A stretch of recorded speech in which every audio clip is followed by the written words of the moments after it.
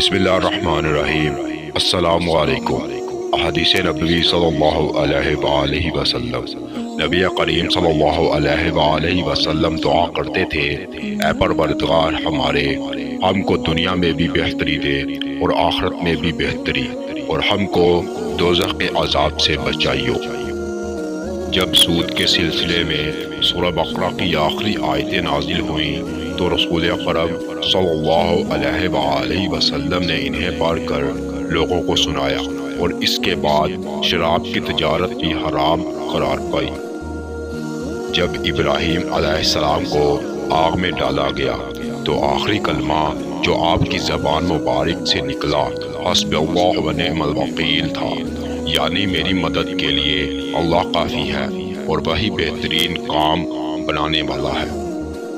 نبی کریم صلی اللہ علیہ وآلہ وسلم نے فرمایا، قنبی من میں سے ہے اور اس کا پانی آنکھوں کے لیے شفا ہے۔ مجھ سے حضرت ابو ہریرہ رضی اللہ تعالی عنہ نے بیان کیا، اور انہوں نے رسول اللہ صلی اللہ علیہ وآلہ وسلم سے سنا، آپ صلی اللہ علیہ وآلہ وسلم فرما رہے تھے کہ تمہارا خزانہ جس میں زکوٰۃ نہ دی گئی ہو، قیامت کے دن گنجے ناک کی شکل اختیار کرے گا۔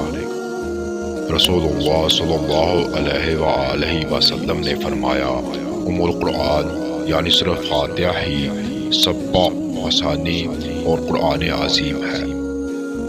میں نے رسول اللہ صلی اللہ علیہ وآلہ وسلم سے اللہ تعالیٰ کے فرمان اور سورج اپنے ٹھکانے کی طرف چلتا رہتا ہے کے متعلق سوال کیا تو آن حضرت صلی اللہ علیہ وآلہ وسلم نے فرمایا کہ اس کا ٹھکانہ عرش کے نیچے ہے۔